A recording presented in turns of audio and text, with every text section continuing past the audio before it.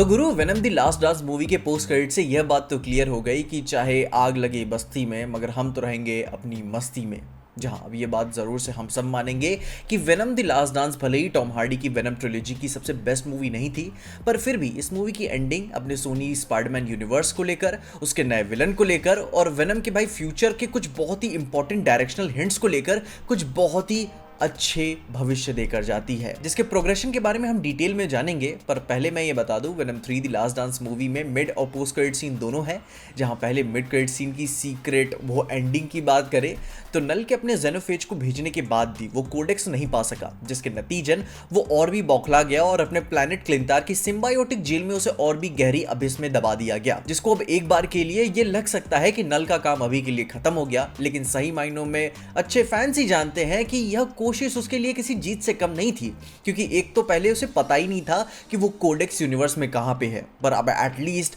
उसे ये जानकारी तो हो गई है कि उसकी आजादी की चाबी अर्थ पे एग्जिस्ट करती है, जिसकी वजह से मूवी के मिड क्रेडिट में हमें नल का एक छोटा सा मोनोलॉग भी सुनने को मिलता है कि तुम्हारा चैंपियन हार चुका है, सारे ग्रहों पे अब मेरा राज होगा, अंधेरे का राजा जाग चुका है, मैं तुम्हारी दुनिया को खाक कर दूंगा और तुम सब देखते रह जाओगे। अब ये सीन वही रौला सेट करने वाला है जैसे कि थानोस नहीं बोला था कि fine I will do it my self. लेकिन इस मिड क्रेडिट में एक डायलॉग उन्होंने बता के ये क्लियर कर दिया है कि नल की ये किस कहानी के साथ आगे बढ़ने वाले हैं एसएसयू में, क्योंकि अगर आपने वेनम 3 इंग्लिश में देखी है तो उसके मिड क्रेडिट में ये लाइन डायरेक्टली बता देती है कि the king in black is away, जो कि डायरेक्ट इंडिकेशन है 2020 की किंग इन ब्लैक कॉमिक का, जिसपे नल अपने अर्थ पे अटैक करता है और अपने सिम्बायोटिक गू से पूरे अर्थ को अंधेरे में डाल देता है, जिसमें Avengers, Celestials, X-Men, Fantastic Fours सबके घोड़े लगते हैं, वो भी बड़े वाले। सेंट्री को तो वो एकदम लोकी टाइप डेथ देता है जैसे कि इन्फिनिटी वॉर में हुआ था। शुरू में ही इतनी बड़ी डेथ का शॉक जहां पे वो सेंट्री को तो भाई बीच में से फाड़ देता है जैसे कि कागज फाड़ रहा हो। लेकिन जिसको लेकर यह हम कह ही सकते हैं कि अब नल की नेक्स्ट मूवी में अभी हमें नल लड़ते हुए देखने को नहीं मिलेगा,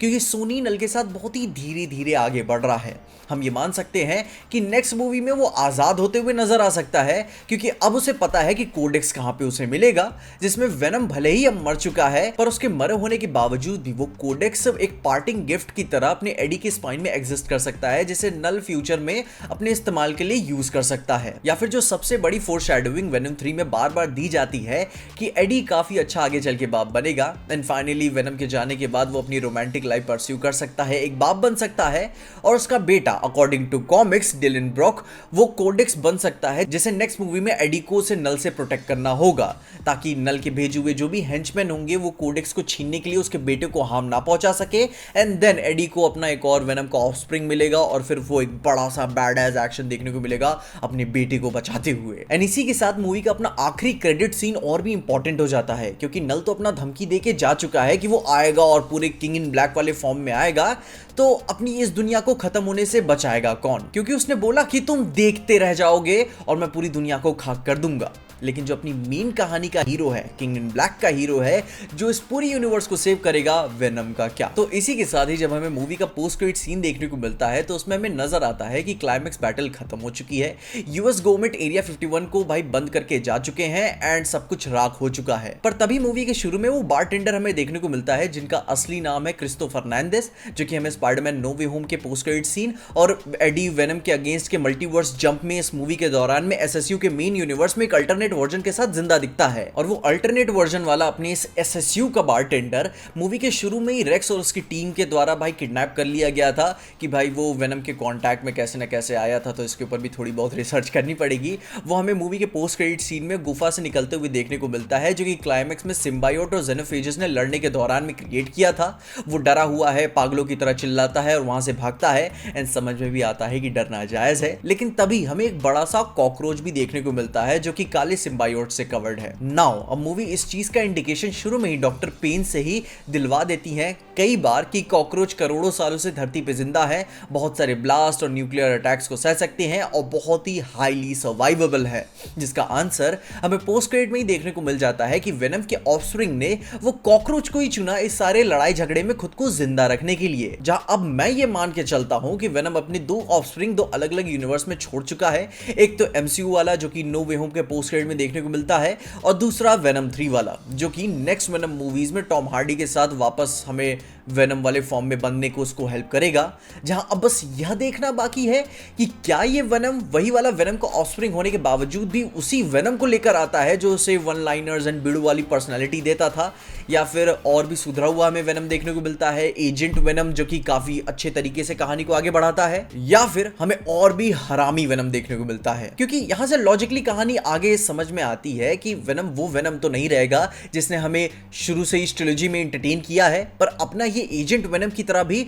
बहुत ही अच्छा वेनम भी नहीं हो सकता। क्योंकि अभी ही टॉम हार्डी ने एक स्टेटमेंट दिया है कि वो अपनी नेक्स्ट वेनम मूवीज के साथ लोगन वाला ट्रीटमेंट चाहते हैं, जिसपे केली मार्शल ने भी बोला है कि they are desperate to make it. And उसी पे ही टॉम हार्डी ने ऐड किया कि वेनम 2 में ही उन्होंने इन्विजन कर लिया था कि उन्हें इसका फ्यूचर कैसा रखना है। तो आगे फ्यूचर में down the line 4-5 venom movies already he side में मौजूद हैं, एंड वो भी एकदम ही डिफरेंट टोन और मल्टीपल कैरेक्टर्स के साथ। एंड वो सारी चीजें हमें देखने को मिलेंगी अगर हम उसकी मांग करेंगे, वो देने में बिल्कुल भी नहीं शर्माएंगे। जहां क्रेविन दी हंटर की आर रेटिंग से ये बात तो क्लियर होती है कि वेनम सुपर हीरो मूवीज के साथ आर रेटिंग की टेरिटरी में जाने को बिल्कुल भी नहीं शर्माएगा अगर लोगों को पसंद आता है। एंड इसीलिए अब समझ में आता है कि मेकर्स क्यों बोल रहे थे कि ये वेनम की आखिरी मूवी थी, पर इस टोन के साथ आखिरी मूवी थी। क्योंकि इसके बाद जो भी वेनम हमें या उसकी मूवीज देखने को मिलेंगी वो एकदम अलग ही एस्थेटिक और स्टाइल रखेंगी, और लोगों को क्रेविन दी हंटर पसंद आई तो वो आर रेटिंग में और भी हार्ड जाने में बिल्कुल भी नहीं शर्माएंगे। पर ऑफ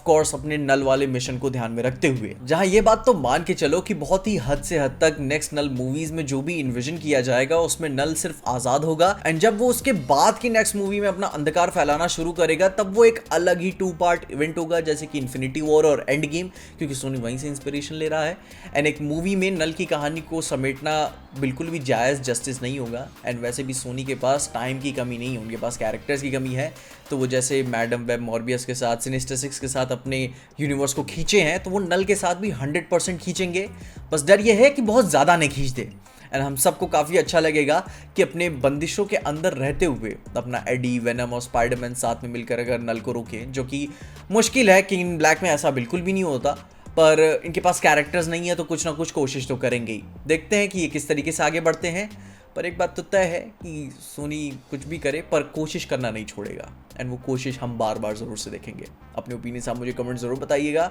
कि आपको इस मूवी की एंडिंग देख के क्या फील हुआ, और अब आप फ्यूचर के बारे में क्या सोचते हैं। क्या तुम नल, अपने एडी, वेनम और अपने स्पाइडरमैन को देखने के लिए एक्साइटेड हो? अपने ओपिनियंस में कमेंट ज़रूर बताना, एंड तब तक के लिए देखते रहना पीजे एक्सप्लेन।